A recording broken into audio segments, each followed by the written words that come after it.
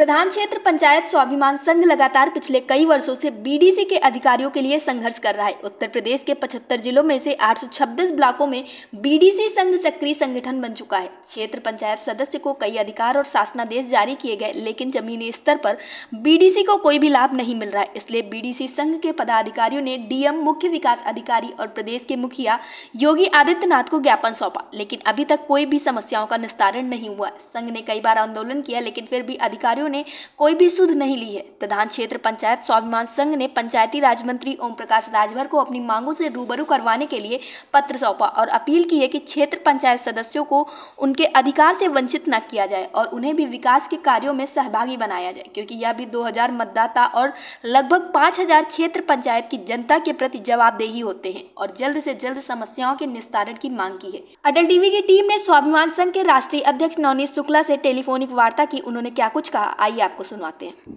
जी, सबसे पहले आपका बहुत बहुत स्वागत है अटल टीवी में। बहुत बहुत धन्यवाद। जी नवनीत जी, देखा जाए तो लोकसभा चुनाव की तैयारियां पूरी हैं। पहले चरण का मतदान हो चुका है, दूसरे चरण का मतदान होना है। ऐसे में आप जैसे संघ के जो कर्मचारी हैं उनकी समस्याएं लगातार बनी हुई हैं। हमारी टीम ने भी लगातार आपकी समस्याओं को कवर किया है। आपका क्या कुछ सोचना है, क्या कुछ कहना चाहेंगे आप, क्योंकि लोकसभा चुनाव भी चल रहे हैं। ऐसे में आप किस पार्टी को मौका देना चाहेंगे या फिर क्या कुछ सोच है आपकी, जो लगता है कि आपके पक्ष में कोई भी जो सत्ता में आती है पार्टी, कौन सी पार्टी आप लोगों के पक्ष में काम करेगी, या फिर आप लोगों को क्या कुछ कहना है इस पूरे मामले पे?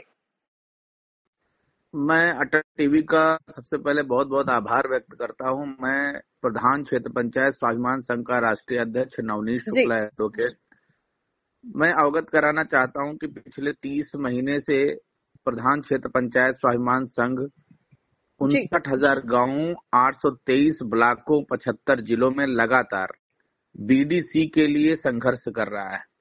ये एक जनप्रतिनिधि हैं जो 2000 वोटर्स पर चुने जाते हैं। जिस प्रकार ग्राम प्रधान चुना जाता है, उसी प्रकार हमारा क्षेत्र पंचायत सदस्य चुना जाता है, जो प्रमुख और अपने स्थानीय निकाय एमएलसी का चुनाव भी करता है। जी, हमने उसके लिए लगातार संघर्ष किया।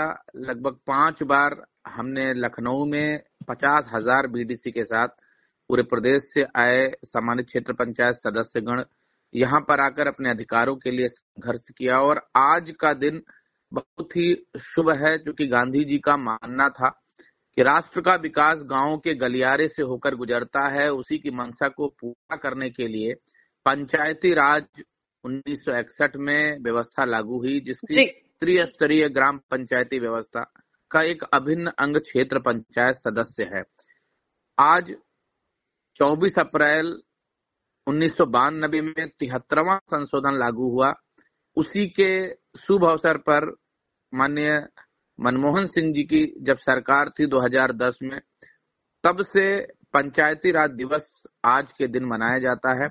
मैं सभी प्रदेश के 59,000 ग्राम प्रधानों, 80,000 बीडीसी, लगभग 12,000 जिला पंचायत सदस्यों को, मैं तमाम प्रदेश के जनप्रतिनिधियों को मैं आज पंचायती राज दिवस की शुभकामनाएं प्रेषित करता हूं और आशा करता हूं कि आने वाले जो सरकार है वो हमारे बीडीसी जो क्षेत्र पंचायत सदस्य हैं, जो चुनाव आयोग में जमानत राशि ठीक प्रधान की तरह देते हैं, घर घर जाकर कमर झुकाकर वोट उसी तरह मांगते हैं जैसे अन्य जनप्रतिनिधि मांगते हैं। लेकिन आज दुर्भाग्य है इस प्रदेश में कि आज जहां पर नौजवान, लगभग 80% नौजवान, 80,000 में जनप्रतिनिधि बीडीसी है, वो अपने गांव का विकास नहीं करा पा रहा है। जिस देवतुल्य जनता ने उसे चुना है उसको एक भी अधिकार नहीं है पिछले 1961 से।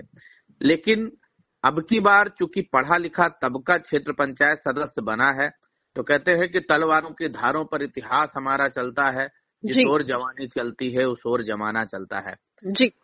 तो 30 महीने मात्र में पूरे प्रदेश में संगठन बनाकर सड़क पर लगातार, चाहे वो ब्लॉक स्तर पर हो चाहे जिला स्तर पर हो, लगातार हम अपनी मांगों का मांग पत्र देते रहे हैं। यहाँ तक कि 3 बार माननीय यशस्वी मुख्यमंत्री जी को भी ज्ञापन देने का अवसर मिला, चाहे माननीय प्रदेश के उप मुख्यमंत्री हों, चाहे तमाम सांसद हों, विधायक हों और एमएलसी हों, उनको हमने अपनी पीड़ा से अवगत कराया और लगातार हमने संघर्ष किया। उसके बदले हमें कुछ सफलता भी प्राप्त हुई है।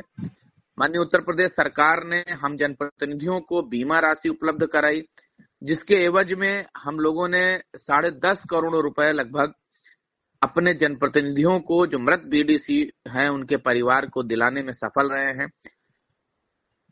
जन आरोग्य समिति का अध्यक्ष बनवाने में भी सफल रहे हैं। तो इस सरकार ने पहली बार, मैं जैसा जानता हूं, चूंकि मैं भी बहुत दिनों से राजनीति में नहीं हूं, एक संगठन हमारा गैर राजनीतिक है और हम संघर्ष किए हैं, तो उसके बदले जो मौजूदा सरकार ने 500 से भत्ता बढ़ाकर 1000 किया है, जो मीटिंग 2 होती थी साल में उसे 6 किया है। तो जनप्रतिनिधियों पर ध्यान जरूर हम आकर्षित करने में सफल रहे। जी नवनीत जी, ऐसे में किस पे भरोसा जताना चाहेंगे आप, क्योंकि सत्ता पक्ष लगातार ये दावा कर रहा है कि सबका साथ सबका विकास, तो ऐसे में आपका भरोसा किस पे है? क्योंकि अगर बात की जाए घोषणा पत्र की, तो कांग्रेस के घोषणा पत्र में काफी सारी चीजें हैं, जैसे कि अगर मैं बात कर लूं संविदा कर्मियों की, तो उन्होंने संविदा कर्मियों के हित में लिखा कि अगर उनकी गवर्नमेंट बनती है तो वो नियमित कर देंगे संविदा कर्मियों की। और बात कर लूं अगर सपा के घोषणा पत्र की, तो सपा के घोषणा पत्र में मनरेगा संबंधित काफी सारी समस्याओं को लेकर उनके घोषणा पत्र में काफी सारी बातें की गई हैं। और बीजेपी के घोषणा पत्र से आप कितने सहमत नजर आ रहे हैं? इस बार किसको देखना चाह रहे हैं सत्ता पक्ष में आप? देखिए, मैं प्रधान बीडीसी स्वाभिमान संघ का राष्ट्रीय अध्यक्ष हूँ। हमारा संगठन पूर्ण रूप से गैर राजनीतिक है। हम अपने पदाधिकारियों, क्षेत्र पंचायत सदस्यों को उनके मौलिक अधिकार से कभी वंचित नहीं करते। हम कहते हैं वोट आपका मतदान है और मतदान एक मौलिक अधिकार है जिस पर किसी का हस्तक्षेप होना नहीं चाहिए। लेकिन अगर आप सीधे प्रश्न हमसे पूछ रही हैं, तो 30 महीने में आपको मैं बता दूं, बड़े विश्वास के साथ मैं कहता हूं कि पहली बार आजादी से लेके अब तक शायद कोई संगठन रहा हो जिसने सरकार से विद्रोह किया हो। कहते हैं कि अगर अधिकार के लिए बगावत करनी पड़े तो हमें बागी ही समझ लीजिएगा। तो हमने सरकार के सड़क से लेके सदन तक हमने संघर्ष किया। माननीय उत्तर प्रदेश के उप मुख्यमंत्री ब्रजेश पाठक जी ने, तमाम मंत्रियों ने, तमाम सांसदों ने हमारी बात को तरजीह दी है और मुझे उम्मीद भारतीय जनता पार्टी से ही है, क्योंकि 30 महीने में जो उनका सहयोग मिला है, मुझे बिल्कुल कहने में परहेज नहीं है, कोई गुरेज नहीं है। और जो पिछली सरकारें 70 साल रही हैं, उन्होंने भी देश को बहुत कुछ दिया है, मैं उनका सम्मान करता हूं। लेकिन जो 30 महीने में हमारे क्षेत्र पंचायत सदस्य को मिला है, वो उत्तर प्रदेश सरकार से मिला है।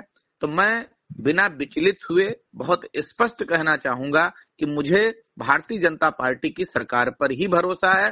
और जो हम 20 लाख रुपए निधि सालाना मांग रहे हैं, जो हम प्रधानों की तरह 5000 रुपए प्रतिमाह वेतन बीडीसी का मांग रहे हैं, निश्चित तौर पर यह सरकार देगी। नवनीत जी, अपने साथियों को क्या कुछ कहना चाहेंगे आप? हमारे चैनल के माध्यम से, एयरटेल टीवी के माध्यम से अपने साथियों को क्या कुछ संदेश देना चाहेंगे आप? देखिए, मैं गैर राजनीतिक मंच का एक सिपाही हूँ। मैंने बीडीसी के लिए उनके सहयोग से पूरे प्रदेश के 80,000 बीडीसी का आशीर्वाद मिला है। मैं उनको इस अटल टीवी के माध्यम से सभी को धन्यवाद देता हूं। पहले दूसरा मैं कहना चाहूंगा, मैंने पहले दिन कहा था कि जो मेरा साथ देगा मैं उसका साथ दूंगा। निश्चित तौर पर लगभग 8 सांसद, लगभग 23 विधायक और 36 हमारे स्थानीय निकाय एमएलसी हैं, उसमें से 17 एमएलसी महोदय, माननीय उप मुख्यमंत्री ब्रजेश पाठक जी, माननीय उप मुख्यमंत्री केशव प्रसाद मौर्य जी और तमाम मंत्रीगण ने हमारे संगठन को सम्मान दिया। हमारे बुलावे पर, मंचों पर उन्होंने आकर आश्वासन दिया कि आपकी लड़ाई जायज है और आपकी मांग बिल्कुल जायज है। प्रधान से चूंकि संवैधानिक तौर पर 73वें संशोधन में भी, जो आज पंचायती राज दिवस है, आज 24 अप्रैल को, तो उसमें स्पष्ट लिखा है कि प्रधान से बड़ा, जो बाबा साहब के ग्रंथ संविधान में लिखा गया है कि बीडीसी का पद प्रधान से बड़ा है, उन लोगों ने माना है। वहीं पर विपक्ष ने मेरा कहीं भी साथ नहीं दिया इस संघर्ष को करने में, क्योंकि विपक्ष जब मौन हो जाए तो निश्चित तौर पर लोकतंत्र की हत्या होती है। हमने एक गैर राजनीतिक होके किसी भी दल को मैंने छोड़ा नहीं जहां पर मैंने सहयोग नहीं मांगा, लेकिन इस लड़ाई में मेरा साथ जहां विपक्ष को देना चाहिए था, ये विडंबना है। मैं इसकी बहुत ही निंदा करता हूं कि इस संघर्ष में हमें विपक्ष को साथ देना चाहिए था। लेकिन मैं आज इस दुख के साथ कह रहा हूं कि विपक्ष ने साथ नहीं दिया, लेकिन सत्ताधारी सरकार ने हमारे बीडीसी के हित में जो किया है मैं उसको धन्यवाद देता हूं। और मैं अपने प्रदेश के समस्त बीडीसी भाइयों से हाथ जोड़कर यही निवेदन करूंगा कि जो मैंने कहा था कि जो मेरा साथ देगा मैं उसका साथ दूंगा। निश्चित तौर पर हमें उसका साथ देना चाहिए जिसने मेरा साथ दिया है। बहुत बहुत धन्यवाद, बहुत बहुत आभार।